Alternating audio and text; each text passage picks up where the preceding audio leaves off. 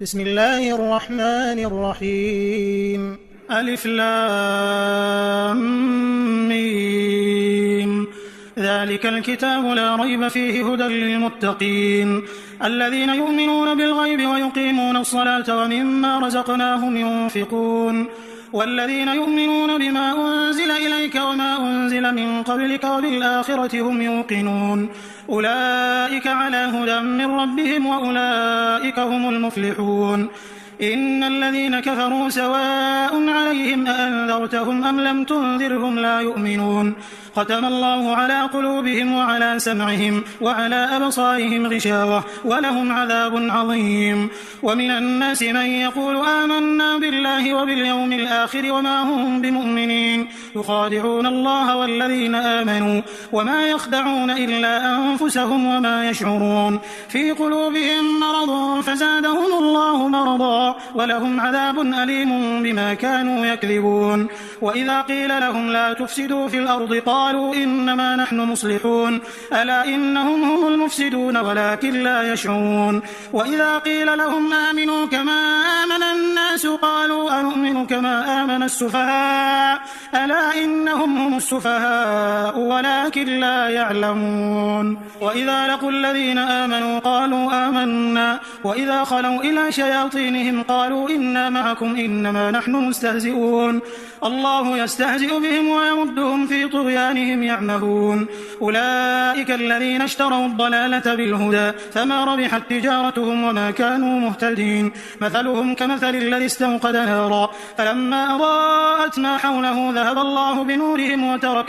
وتركهم في ظلمات لا يبصرون صم بكم عمي فهم لا يرجعون. أو كصيب من السماء فيه ظلمات ورعد وبرق يجعلون أصابعهم في آذانهم من الصواعق حذر الموت والله محيط بالكافرين يكاد البرق يخطف أبصارهم كلما أضاء لهم مشوا فيه وإذا أظلم عليهم قاموا ولو شاء الله لذهب بسمعهم وأبصارهم إن الله على كل شيء قدير. يا أيها الناس اعبدوا ربكم الذي خلقكم والذين من قبلكم لعلكم تتقون الذي جعل لكم الأرض فراشا والسماء بناء وأنزل من السماء ماء فأخرج به من الثمرات رزقا لكم فلا تجعلوا لله أندادا وأنتم تعلمون. وإن كنتم في ريب مما نزلنا على عبدنا فأتوا بسورة من مثله وادعوا شهداءكم من دون الله إن كنتم صادقين فإن لم تفعلوا ولن تفعلوا فاتقوا النار التي وقودها الناس والحجارة أعدت للكافرين. وبشر الذين آمنوا وعملوا الصالحات أن لهم جنات تجري من تحتها الأنهار كلما رزقوا منها من ثمرة رزقا قالوا هذا الذي رزقنا من قبل وأتوا به متشابها ولهم فيها أزواج مطهرة وهم فيها خالدون. إن الله لا يستحيي أن يضرب مثلا ما بعوضة فما فوقها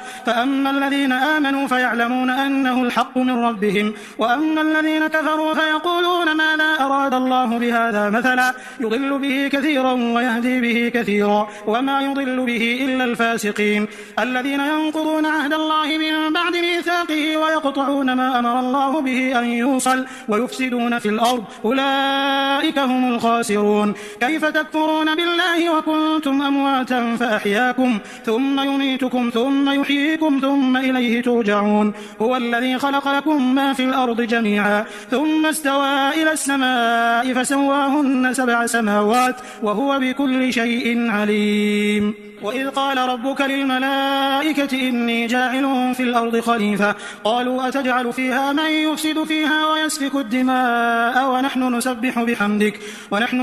بحمدك ونقدس لك قال إني أعلم ما لا تعلمون. وعلم آدم الأسماء كلها ثم عرضهم على الملائكة فقال أنبئوني بأسماء هؤلاء إن كنتم صادقين قالوا سبحانك لا علم لنا إلا ما علمتنا إنك أنت العليم الحكيم. قال يا آدم أنبئهم بأسمائهم. فلما أنبأهم بأسمائهم قال ألم أقل لكم إني أعلم غيب السماوات والأرض وأعلم ما تبدون وما كنتم تكتمون. وإذ قلنا للملائكة اسجدوا لآدم فسجدوا إلا إبليس أبى واستكبر وكان من الكافرين. وقلنا يا آدم اسكن أنت وزوجك الجنة وكلا منها رغدا حيث شئتما ولا تقربا هذه الشجرة فتكونا من الظالمين. فأزلهما الشيطان عنها فأخرجهما مما كانا فيه وقلنا اهبطوا بعضكم لبعض عدو ولكم في الأرض مستقر ومتاع إلى حين. فتلقى آدم من ربه كلمات فتاب عليه إنه هو التواب الرحيم. قلنا اهبطوا منها جميعا فإما يأتينكم مني هدى فمن تبع هداي فلا خوف عليهم ولا هم يحزنون. والذين كفروا وكذبوا بآياتنا أولئك أصحاب النار هم فيها خالدون. يا بني إسرائيل اذكروا نعمتي التي أنعمت عليكم وأوفوا بعهدي أوف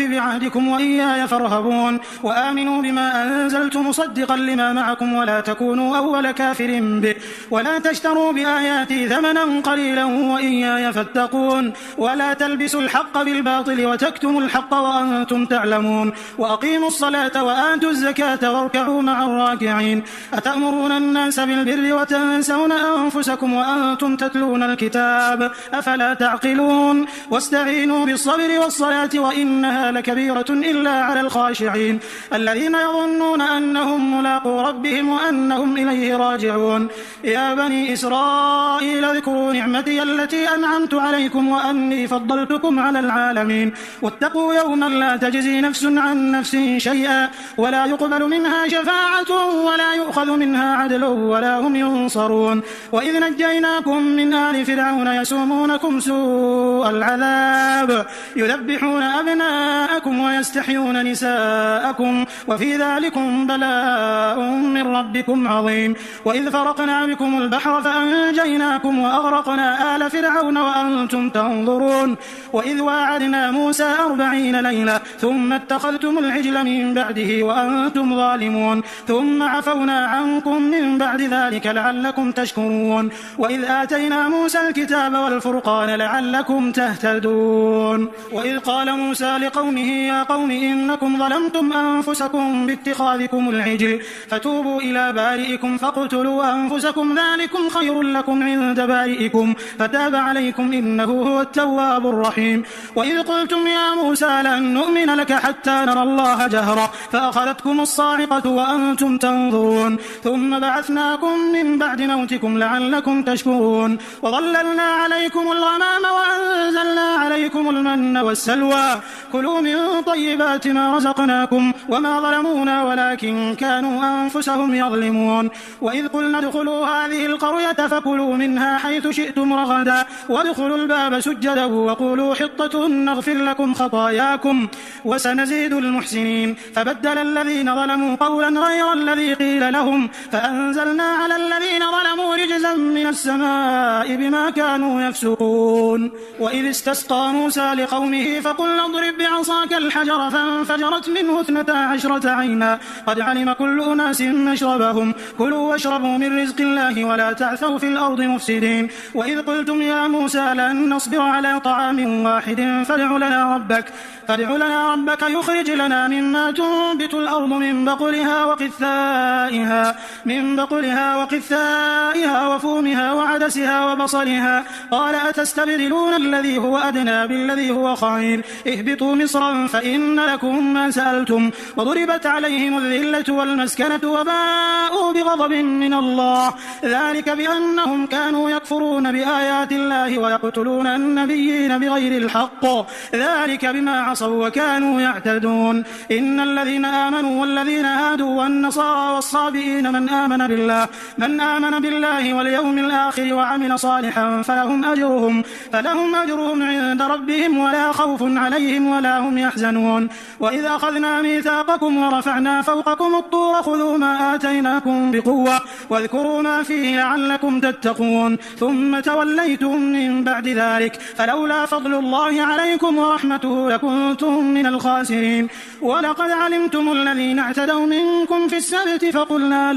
فقلنا لهم كونوا قردة خاسئين فجعلناها نكالا لما بين يديها وما خلفها وموعظة للمتقين. وإذ قال موسى لقومه إن الله يأمركم أن تذبحوا بقرة قالوا أتتخذنا هزوا قال أعوذ بالله أن أكون من الجاهلين. قالوا ادع لنا ربك يبين لنا ما هي قال إنه يقول إنها بقرة لا فارض ولا بكر عوان بين ذلك فافعلوا ما تؤمرون. قالوا ادع لنا ربك يبين لنا ما لونها قال إنه يقول إنها بقرة صفراء فاقع لونها تسر الناظرين. قالوا ادع لنا ربك يبين لنا ما هي إن البقرة شابه علينا وإنا إن شاء الله لمهتدون. قال إنه يقول إنها بقرة لا ذلول تثير الأرض ولا تسقي الحرث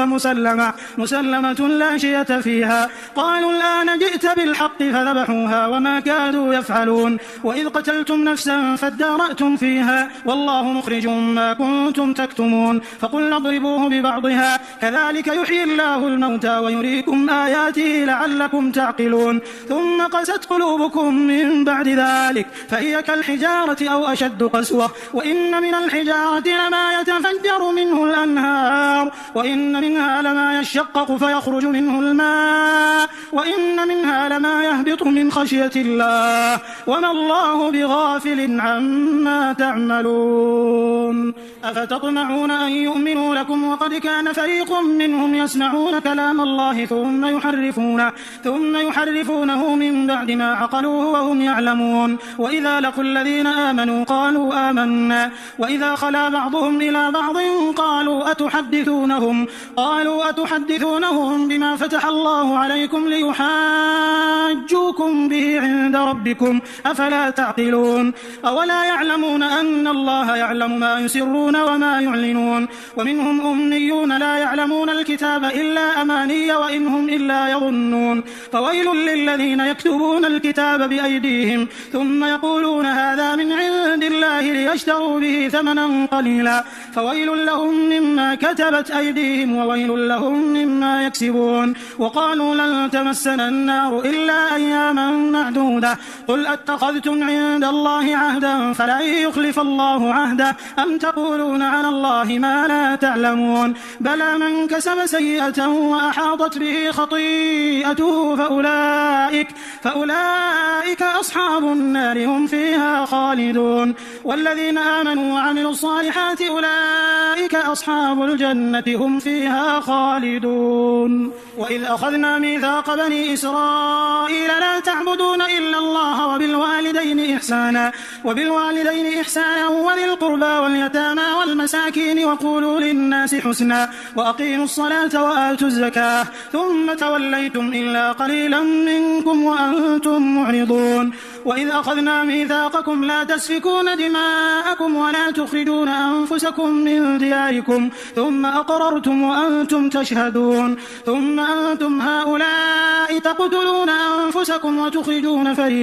وتخرجون فريقا منكم من ديارهم تظاهرون عليهم بالإثم والعدوان وإن يأتوكم أسارى تفادوهم وهو محرم عليكم إخراجهم أفتؤمنون ببعض الكتاب وتكفرون ببعض فما جزاء من يفعل ذلك منكم إلا خزي في الحياة الدنيا ويوم القيامة يردون إلى أشد العذاب وما الله بغافل عما تعملون. أولئك الذين اشتروا الحياة الدنيا بالآخرة فلا يخفف عنهم العذاب ولا هم هم ينصرون. ولقد آتينا موسى الكتاب وقفينا من بعده بالرسل وآتينا عيسى ابن مريم البينات وأيدناه بروح القدس أفكلما جاءكم رسول بما لا تهوى أنفسكم استكبرتم ففريقا كذبتم وفريقا تقتلون وقالوا قلوبنا غلف بل لعنهم الله بكفرهم فقليلا ما يؤمنون.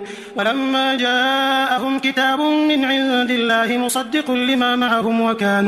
وكانوا من قبل يستفتحون على الذين كفروا فلما جاءهم ما عرفوا كفروا به فلعنة الله على الكافرين. بئس ما اشتروا به أنفسهم أن يكفروا بما أنزل الله بغيا أن ينزل الله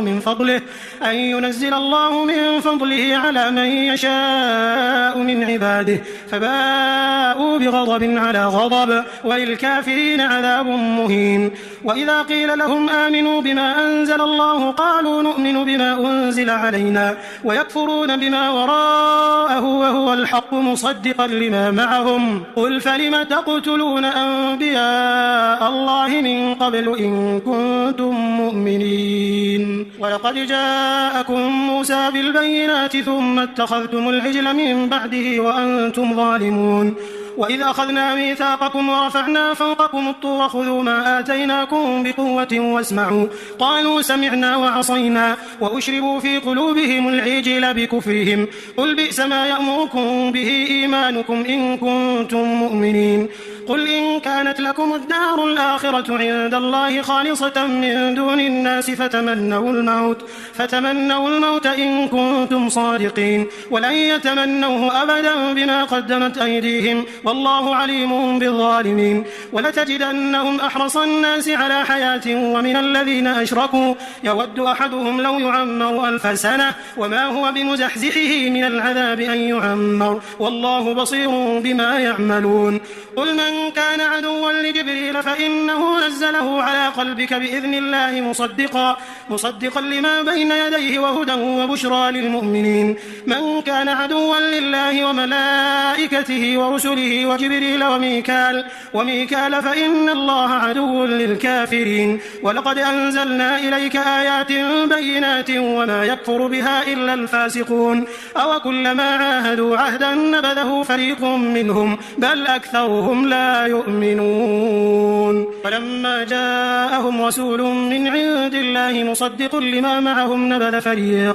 نبذ فريق من الذين أوتوا الكتاب كتاب الله وراء ظهورهم كأنهم لا يعلمون. واتبعوا ما تتلو الشياطين على ملك سليمان وما كفر سليمان ولكن الشياطين كفروا يعلمون الناس السحر وما أنزل على الملكين ببابل هاروت وماروت وما يعلمان من أحد حتى يقولا إنما نحن فتنة فلا تكفر فيتعلمون منهما ما يفرقون به بين المرء وزوجه وما هم بضارين به من أحد إلا بإذن الله ويتعلمون ما يضرهم ولا ينفعهم ولقد علموا لمن اشتراه ما له في الآخرة من خلاق ولبئس ما شروا به أنفسهم لو كانوا يعلمون. ولو أنهم آمنوا واتقوا لمثوبة من عند الله خير لو كانوا يعلمون. يا أيها الذين آمنوا لا تقولوا راعنا وقولوا انظرنا واسمعوا وللكافرين عذاب أليم. ما يود الذين كفروا من أهل الكتاب ولا المشركين أن ينزل عليكم من خير من ربكم والله يختص برحمته من يشاء والله ذو الفضل العظيم. ما ننسخ من آية أو ننسها نأتي بخير منها أو مثلها. ألم تعلم أن الله على كل شيء قدير. ألم تعلم أن الله له ملك السماوات والأرض وما لكم من دون الله من ولي ولا نصير. أم تريدون أن تسألوا رسولكم كما سئل موسى من قبل ومن يتبدل الكفر بالإيمان فقد ضل سواء السبيل. ود كثير من أهل الكتاب لو يردونكم من بعد إيمانكم كفارا حسدا من عند أنفسهم من بعد ما تبين لهم الحق فاعفوا واصفحوا حتى يأتي الله بأمره إن الله على كل شيء قدير وأقيموا الصلاة وآتوا الزكاة وما تقدموا لأنفسكم من خير تجدوه عند الله إن الله بما تعملون بصير وقالوا لن يدخل الجنة إلا من كان هودا أو نصارى تلك أمانيهم قل هاتوا برهانكم إن كنتم صادقين بلى من أسلم وجهه لله وهو محسن فله أجره عند ربه ولا خوف عليهم ولا هم يحزنون وقالت اليهود ليست النصارى على شيء وقالت النصارى ليست اليهود على شيء وهم يتلون الكتاب كذلك قال الذين لا يعلمون مثل قولهم فالله يحكم بينهم يوم القيامة فيما كانوا فيه يختلفون ومن أظلم ممن منع مساجد الله أن يذكر فيها اسمه وسعى في خرابها أولئك ما كان لهم أن يدخلوها إلا خائفين لهم في الدنيا خزي ولهم في الآخرة عذاب عظيم ولله المشرق والمغرب فأينما تولوا فثم وجه الله إن الله واسع عليم وقالوا اتخذ الله ولدا سبحانه بل له ما في السماوات والأرض كل له قانتون بديع السماوات والأرض وإذا قضى أمرا فإنما يقول له كن فيكون وقال الذين لا يعلمون لولا يكلمنا الله أو تأتينا آية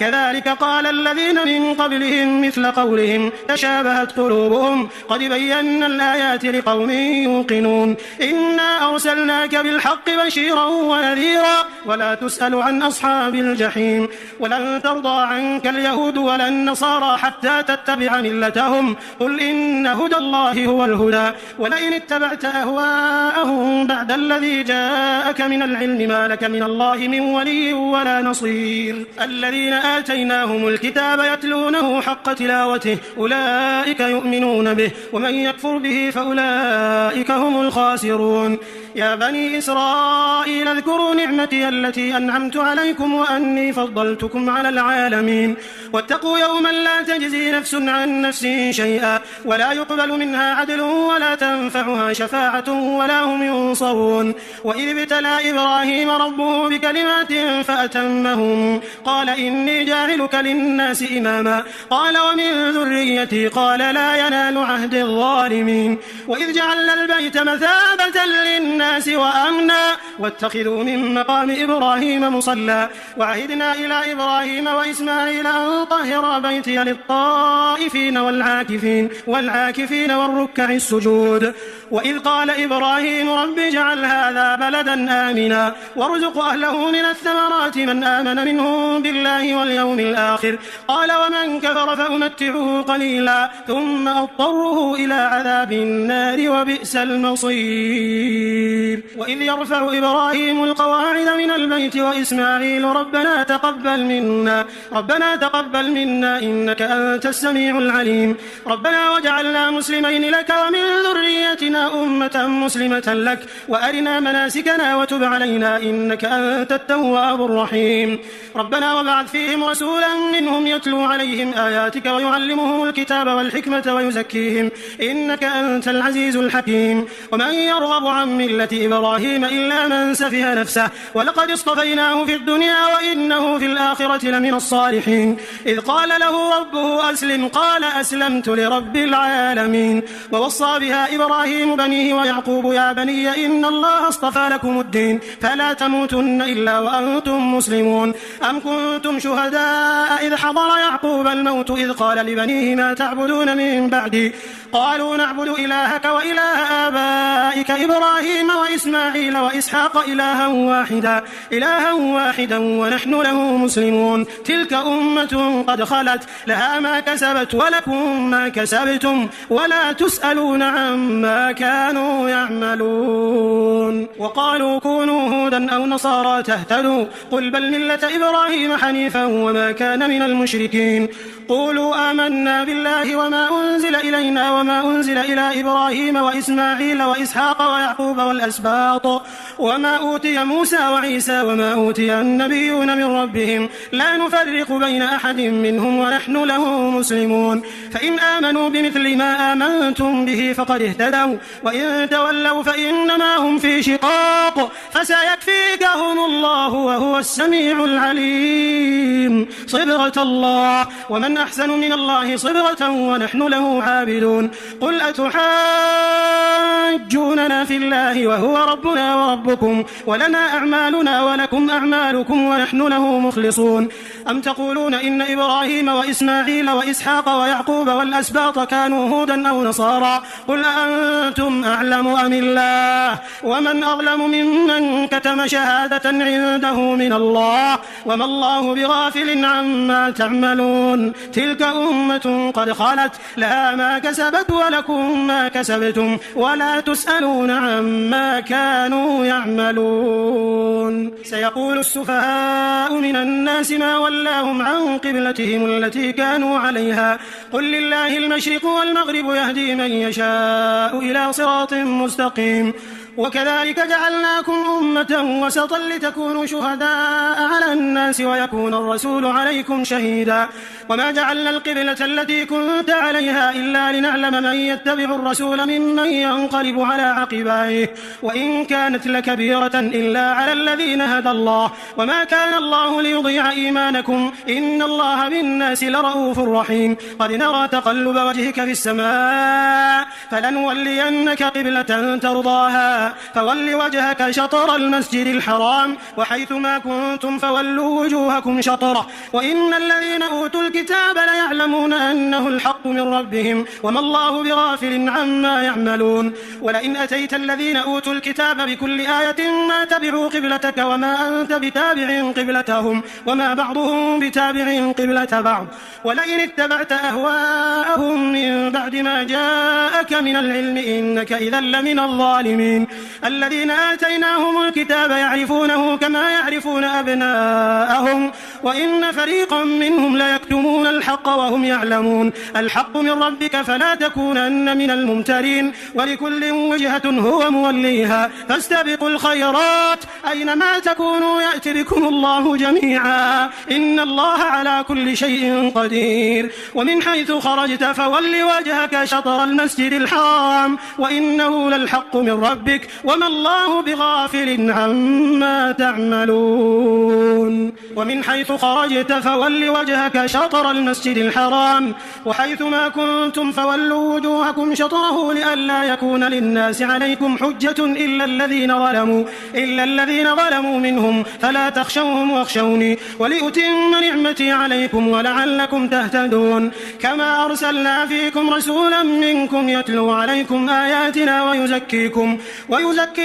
ويعلمكم الكتاب والحكمة ويعلمكم ما لم تكونوا تعلمون فاذكروني أذكركم واشكروا لي ولا تكفرون يا أيها الذين آمنوا استعينوا بالصبر والصلاة إن الله مع الصابرين ولا تقولوا لمن يقتل في سبيل الله أموات بل أحياء ولكن لا تشعرون ولنبلونكم بشيء من الخوف والجوع ونقص من الأموال والأنفس والثمرات وبشر الصابرين الذين إذا أصابتهم مصيبة قالوا إنا لله وإنا إليه راجعون أولئك عليهم صلوات من ربهم ورحمة وأولئك هم المهتدون إن الصفا والمروة من شعائر الله فمن حج البيت أو اعتمر فلا جناح عليه أن يطوف بهما ومن تطوع خيرا فإن الله شاكر عليم إن الذين يكتمون ما أنزلنا من البينات والهدى من بعد ما بيناه للناس في الكتاب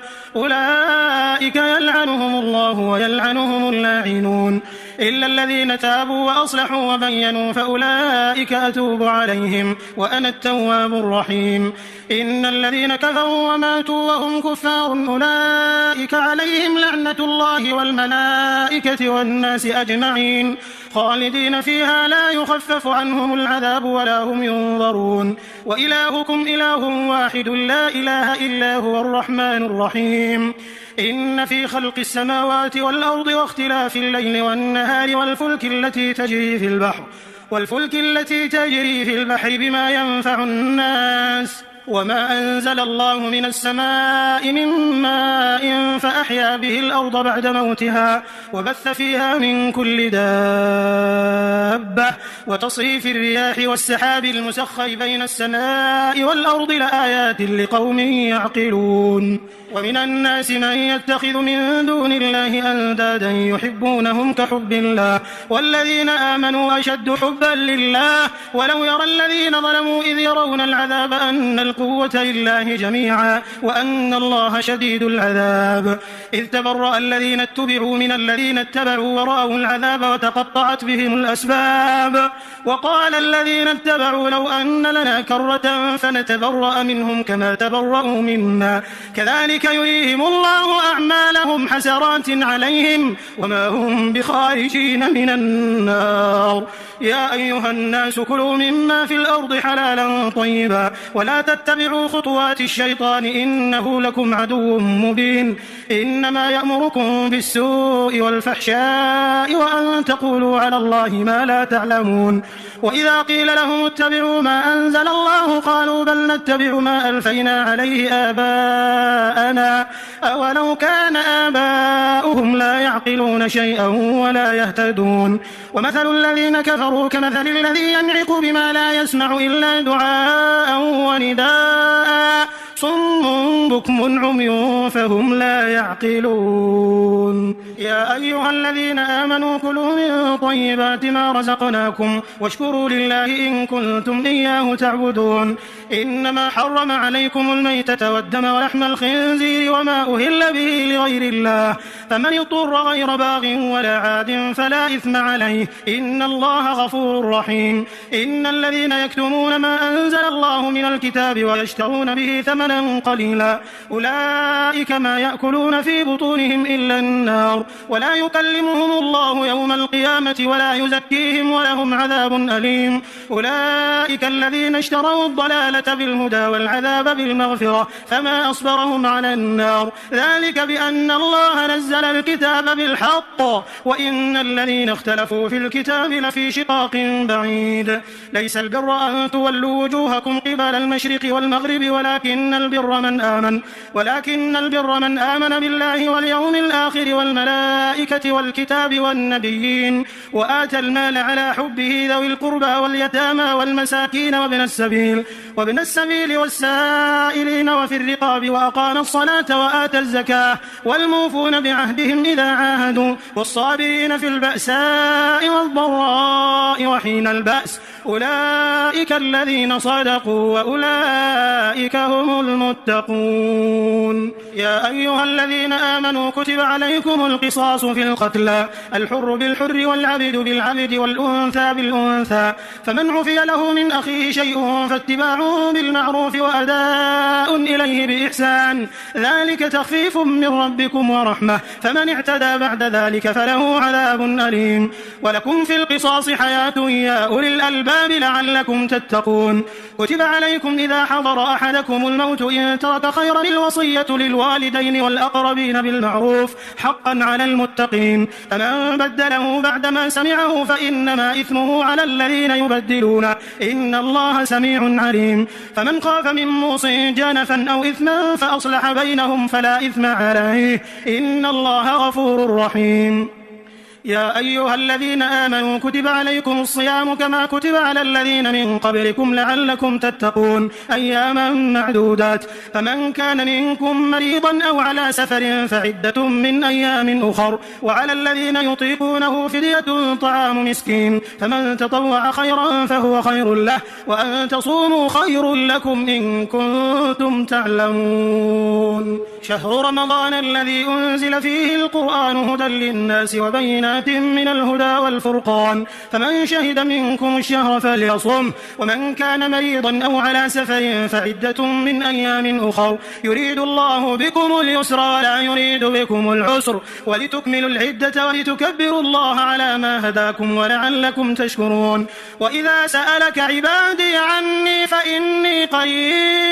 فإني قريب أجيب دعوة الداع إذا دعان، فليستجيبوا لي وليؤمنوا بي لعلهم يرشدون. أحل لكم ليلة الصيام الرفث إلى نسائكم هن لباس لكم وأنتم لباس لهن، علم الله أنكم كنتم تختانون أنفسكم فتاب عليكم وعفى عنكم، فالآن باشروهن وابتغوا ما كتب الله لكم، وكلوا واشربوا حتى يتبين لكم الخيط الأبيض من الخيط الأسود من الفجر، ثم أتموا الصيام إلى الليل، ولا تباشروهن وأنتم عاكفون في المساجد، تلك حدود الله فلا تقربوها، كذلك يبين الله آياته للناس لعلهم يتقون. ولا تأكلوا أموالكم بينكم بالباطل وتدلوا بها إلى الحكام لتأكلوا فريقا من أموال الناس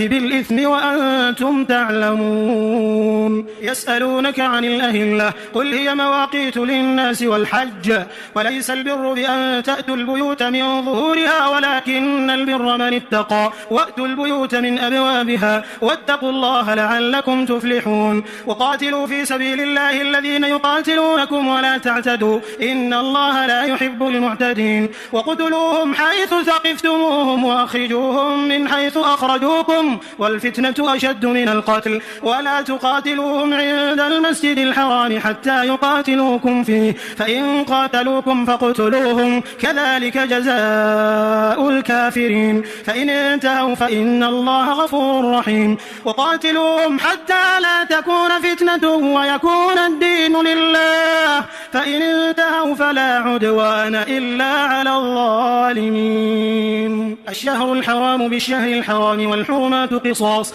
فمن اعتدى عليكم فاعتدوا عليه بمثل ما اعتدى عليكم، واتقوا الله واعلموا أن الله مع المتقين. وأنفقوا في سبيل الله ولا تلقوا بأيديكم إلى التهلكة، وأحسنوا إن الله يحب المحسنين. وأتموا الحج والعمرة لله، فإن أحصرتم فما استيسر من الهدي، ولا تحلقوا رؤوسكم حتى يبلغ الهدي محله، فمن كان منكم مريضا أو به أذى من رأسه ففدية من صيام أو صدقة أو نسك، فإذا أمنتم فمن تمتع بالعمرة إلى الحج فما استيسر من الهدي، فمن لم يجد فصيام 3 أيام في الحج و7 إذا رجعتم، تلك 10 كاملة، ذلك لمن لم يكن أهله حاضر المسجد الحرام. واتقوا الله واعلموا أن الله شديد العقاب. الحج أشهر معلومات، فمن فرض فيهن الحج فلا رفث ولا فسوق ولا جدال في الحج، وما تفعلوا من خير يعلمه الله،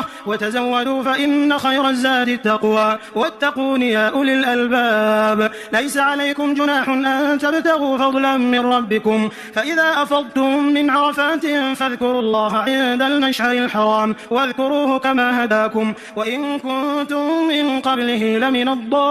الضالين. ثم أفيضوا من حيث أفاض الناس واستغفروا الله إن الله غفور رحيم. فإذا قضيتم مناسككم فاذكروا الله كذكركم آباءكم أو أشد ذكرا. فمن الناس من يقول ربنا آتنا في الدنيا وما له في الآخرة من خلاق، ومنهم من يقول ربنا آتنا في الدنيا حسنة وفي الآخرة حسنة وقنا عذاب النار، أولئك لهم نصيب مما كسبوا والله سريع الحساب. واذكروا الله في أيام معدودات، فمن تعجل في يومين فلا إثم عليه، ومن تأخر فلا إثم عليه لمن اتقى، واتقوا الله واعلموا أنكم إليه تحشرون. ومن الناس من يعجبك قوله في الحياة الدنيا ويشهد الله على ما في قلبه وهو ألد الخصام، وإذا تولى سعى في الأرض ليفسد فيها ويهلك الحرث والنسل والله لا يحب الفساد.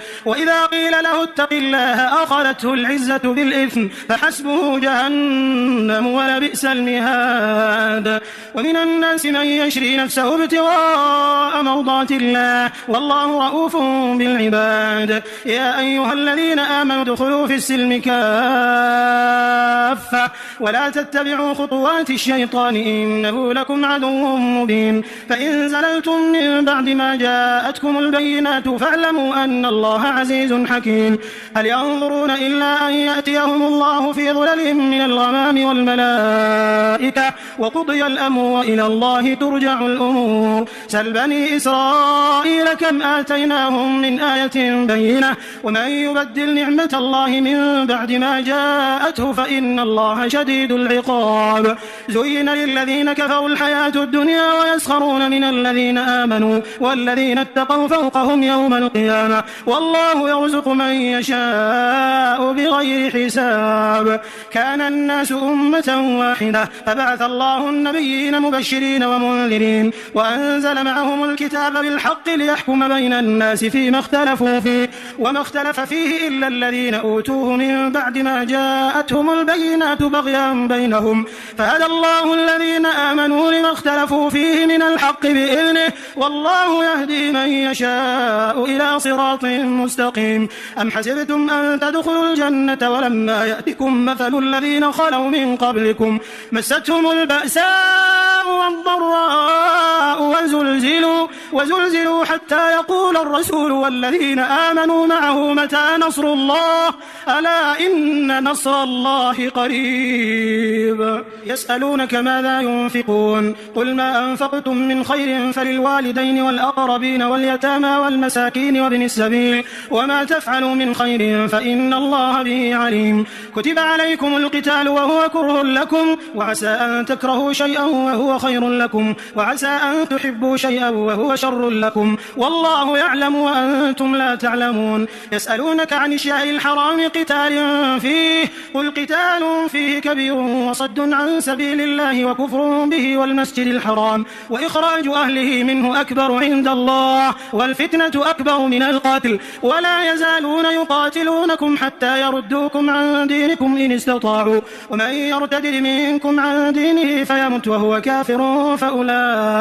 فأولئك حبطت أعمالهم في الدنيا والآخرة وأولئك أصحاب النار هم فيها خالدون. إن الذين آمنوا والذين هاجروا وجاهدوا في سبيل الله أولئك يرجون رحمة الله والله غفور رحيم. يسألونك عن الخمر والميسر قل فيهما إثم كبير ومنافع للناس وإثمهما أكبر من نفعهما ويسألونك ماذا ينفقون قل العفو كذلك يبين الله لكم الآيات لعلكم تتفكرون في الدنيا والآخرة. ويسألونك عن اليتامى قل إصلاح لهم خير وإن تخالطوهم فإخوانكم والله يعلم المفسد من المصلح ولو شاء الله لأعنتكم إن الله عزيز حكيم. ولا تنكحوا المشركات حتى يؤمنوا ولأمة مؤمنة خير من مشركة ولو أعجبتكم ولا تنكحوا المشركين حتى يؤمنوا ولعبد مؤمن خير من مشرك ولو أعجبكم أولئك يدعون إلى النار والله يدعو إلى الجنة والمغفرة بإذنه ويبين آياته للناس لعلهم يتذكرون. ويسألونك عن المحيض قل هو أذى فاعتزلوا النساء في المحيض ولا تقربوهن حتى يطهرن فإذا تطهرن فأتوهن من حيث أمركم الله إن الله يحب التوابين ويحب المتطهرين. نساؤكم حرث لكم فأتوا حرثكم أنى شئتم وقدموا لأنفسكم واتقوا الله واعلموا أنكم ملاقوه وبشر المؤمنين. ولا تجعلوا الله عرضة لأيمانكم أن تبروا وتتقوا وتصلحوا بين الناس والله سميع عليم. لا يؤاخذكم الله باللغو في أيمانكم ولكن يؤاخذكم بما كسبت قست قلوبكم والله غفور حليم. للذين يؤلون من نسائهم تربص 4 أشهر فإن فاءوا فإن الله غفور رحيم وإن عزموا الطلاق فإن الله سميع عليم. والمطلقات يتربصن بأنفسهن 3 قروء ولا يحل لهن أن يكتمن ما خلق الله في أرحامهن إن كن يؤمن بالله واليوم الآخر وبعولتهن أحق بردهن في ذلك إن أرادوا إصلاحا ولهن مثل الذي عليهن بالمعروف وللرجال عليهن درجة والله عزيز حكيم. الطلاق 2 فإمساك بمعروف أو تسريح بإحسان ولا يحل لكم أن تأخذوا مما آتيتموهن شيئا إلا أن يخافا ألا يقيما حدود الله فإن خفتم ألا يقيما حدود الله فلا جناح عليهما فيما افتدت به تلك حدود الله فلا تعتدوها ومن يتعد حدود الله فأولئك هم الظالمون. فإن طلقها فلا تحل له من بعد حتى تنكح زوجا غيره فإن طلقها فلا جناح عليهما أن يتراجعا إن ظنا أن يقيما حدود الله وتلك حدود الله يبينها لقوم يعلمون. وإذا طلقتم النساء فبلغن أجلهن فأمسكوهن بمعروف أو سرحوهن بمعروف ولا تمسكوهن ضرارا لتعتدوا ومن يفعل ذلك فقد ظلم نفسه. ولا تتخذوا آيات الله هزوا واذكروا نعمة الله عليكم وما أنزل عليكم من الكتاب والحكمة يعظكم به واتقوا الله واعلموا أن الله بكل شيء عليم. وإذا طلقتم النساء فبلغن أجلهن فلا تعضلوهن أن ينكحن أزواجهن إذا تراضوا بينهم بالمعروف ذلك يوعظ به من كان منكم يؤمن بالله واليوم الآخر ذلكم أزكى لكم وأطهر والله يعلم وأنتم لا تعلمون. والوالدات يرضعن أولادهن حولين كاملين لمن أراد أن يتم الرضاعة وعلى المولود له رزقهن وكسوتهن بالمعروف لا تكلف نفس إلا وسعها لا تضار والدة بولدها ولا مولود له بولده وعلى الوارث مثل ذلك فإن أرادا فصالا عن تراض منهما وتشاور فلا جناح عليهما. وإن أردتم أن تسترضعوا أولادكم فلا جناح عليكم إذا سلمتم ما آتيتم بالمعروف واتقوا الله واعلموا أن الله بما تعملون بصير. والذين يتوفون منكم ويذرون أزواجا يتربصن بأنفسهن 4 أشهر و10 فإذا بلغن أجلهن فلا جناح عليكم فيما فعلن في أنفسهن بالمعروف والله بما تعملون خبير. ولا جناح عليكم فيما عرضتم به من خطبة النساء أو أكننتم في أنفسكم علم الله أنكم ستذكرونهن ولكن لا تواعدوهن سرا إلا أن تقولوا قولا معروفا ولا تعزموا عقدة النكاح حتى يبلغ الكتاب أجله واعلموا أن الله يعلم ما في أنفسكم فاحذروه واعلموا أن الله غفور حليم. لا جناح عليكم إن طلقتم النساء ما لم تمسوهن أو تفرضوا لهن فريضة ومتعوهن على الموسع قدره وعلى المقتر قدره متاعا بالمعروف حقا على المحسنين. وإن طلقتموهن من قبل أن تمسوهن وقد فرضتم لهن فريضة فنصف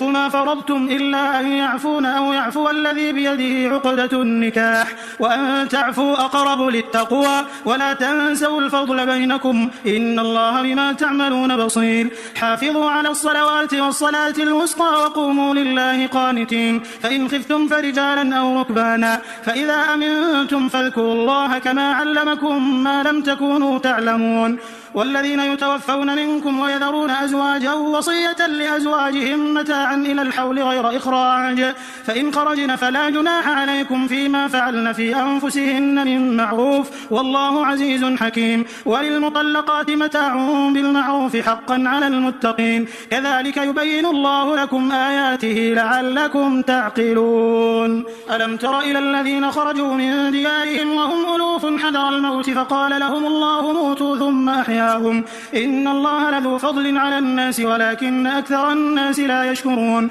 وقاتلوا في سبيل الله واعلموا أن الله سميع عليم من ذا الذي يقرض الله قرضا حسنا فيضاعفه له أضعافا كثيرة والله يقبض ويبسط وإليه ترجعون ألم تر إلى الملأ من بني إسرائيل من بعد موسى إذ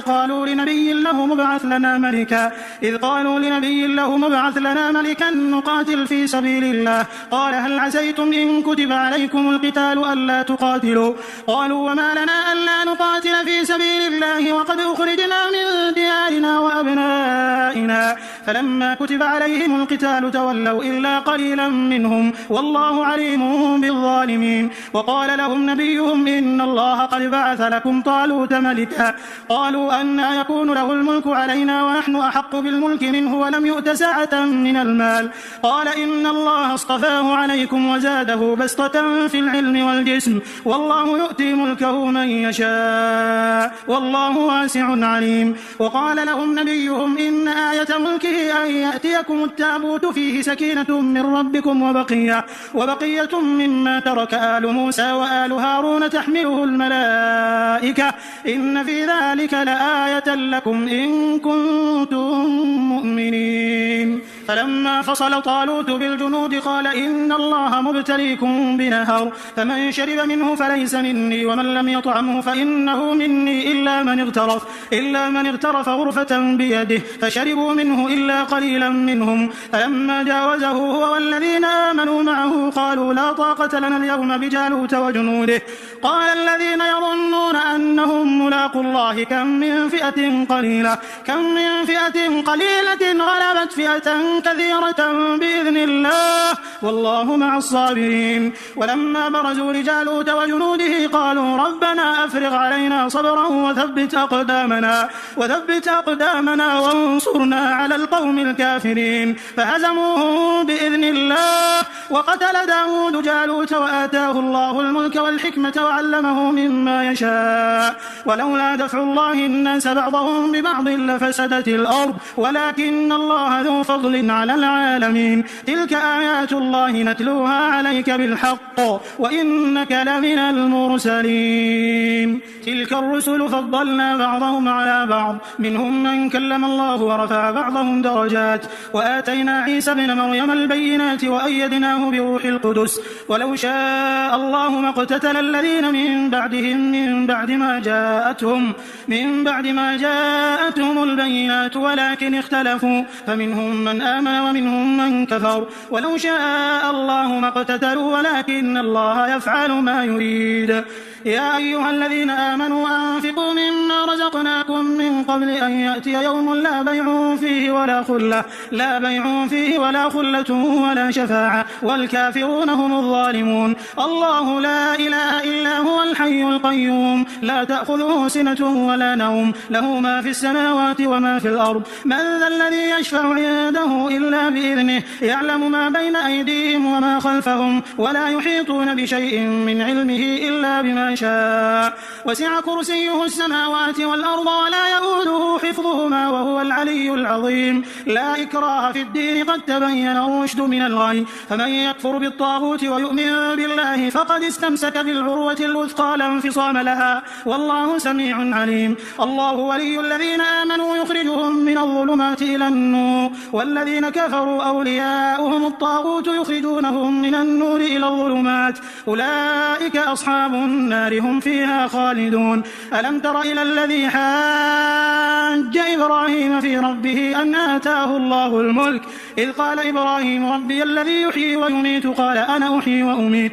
قال إبراهيم فإن الله يأتي بالشمس من المشرق فأت بها من المغرب فبهت الذي كفر والله لا يهدي القوم الظالمين أو كالذي مر على قرية وهي خاوية على عروشها قال أنى يحيي هذه الله بعد موتها فأماته الله 100 عام ثم بعثه قال كم لبثت قال لبثت يوما أو بعض يوم قال بل لبثت 100 عام فانظر إلى طعامك وشرابك لم يتسنه وانظر إلى حمارك ولنجعلك آية للناس وانظر إلى العظام كيف ننشزها ثم نكسوها لحما فلما تبين له قال أعلم أن الله على كل شيء قدير وإذ قال إبراهيم رب أرني كيف تحيي الموتى قال أولم تؤمن قال بلى ولكن ليطمئن قلبي قال فخذ 4 من الطير فصرهن إليك ثم اجعل على كل جبل منهن جزءا ثم ادعهن يأتينك سعيا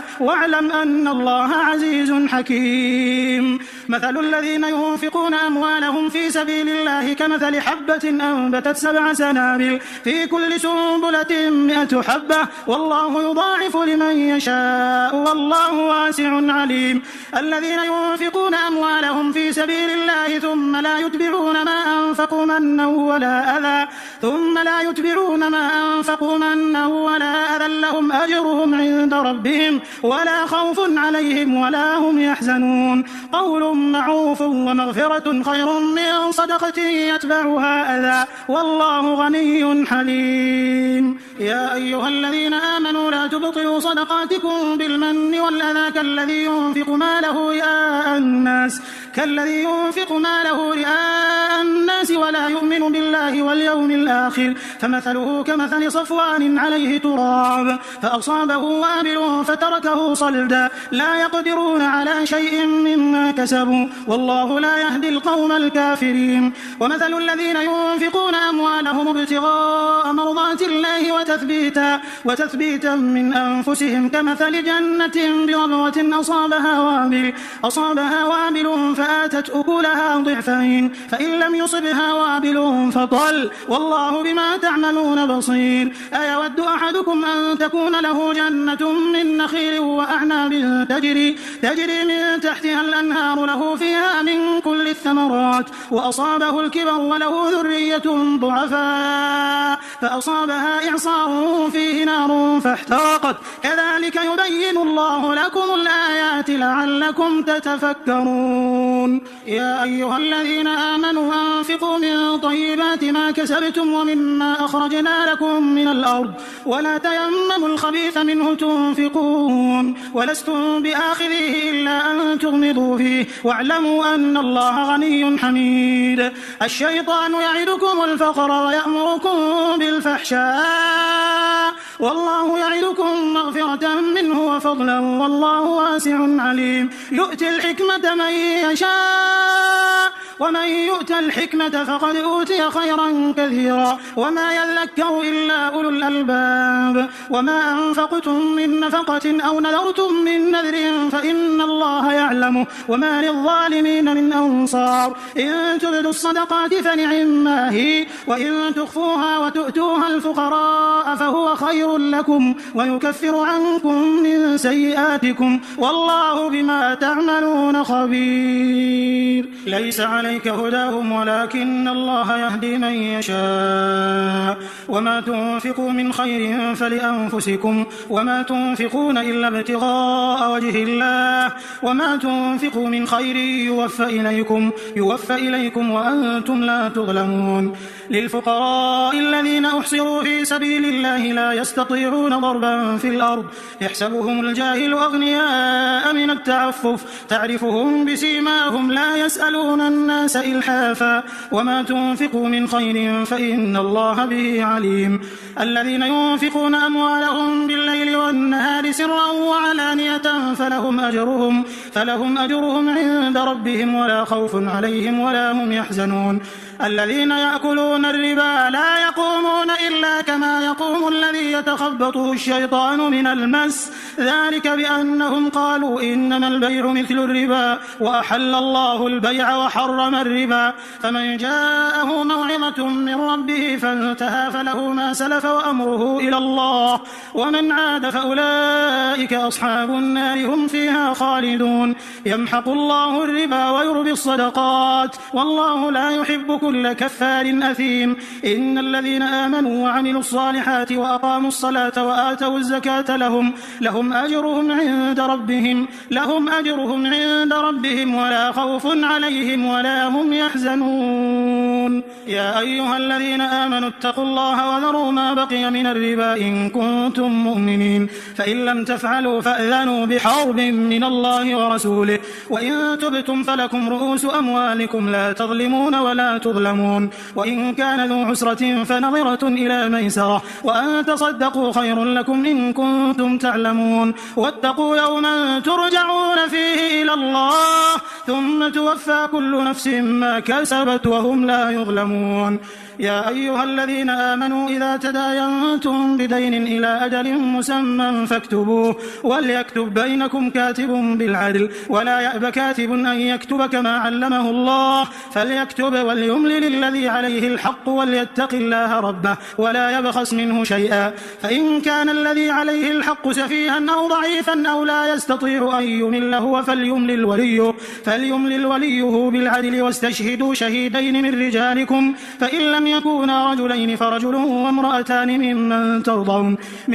ترضون من الشهداء أن تضل إحداهما فتذكر إحداهما الأخرى ولا يأبى الشهداء إذا ما دعوا ولا تسأموا أن تكتبوه صغيرا أو كبيرا إلى أجله ذلكم أقسط عند الله وأقوم للشهادة وأدنى ألا ترتابوا إلا أن تكون تجارة حاضرة تديرونها بينكم فليس عليكم جناح ألا تكتبوها وأشهدوا إذا تبايعتم ولا يضار كاتب ولا شهيد وإن تفعلوا فإنه فسوق بكم واتقوا الله ويعلمكم الله والله بكل شيء عليم وإن كنتم على سفر ولم تجدوا كاتبا فرهان مقبوضة فإن أمن بعضكم بعضا فليؤدي الذي ائتمن أمانته وليتق الله ربه ولا تكتموا الشهادة ومن يكتمها فإنه آثم قلبه والله بما تعملون عليم لله ما في السماوات وما في الأرض وإن تبدوا ما في أنفسكم أو تخفوه يحاسبكم به الله فيغفر لمن يشاء ويعذب من يشاء والله على كل شيء قدير آمن الرسول بما أنزل إليه من ربه والمؤمنون كل آمن بالله وملائكته وكتبه ورسله لا نفرق بين أحد من رسله وقالوا سمعنا وأطعنا غفرانك ربنا وإليك المصير لا يكلف الله نفسا إلا وسعها لها ما كسبت وعليها ما اكتسبت ربنا لا تؤاخذنا إن نسينا أو أخطأنا ربنا ولا تحمل علينا إصرا كما حملته على الذين من قبلنا ربنا ولا تحملنا ما لا طاقة لنا به واعف عنا واغفر لنا وارحمنا أنت مولانا فانصرنا على القوم الكافرين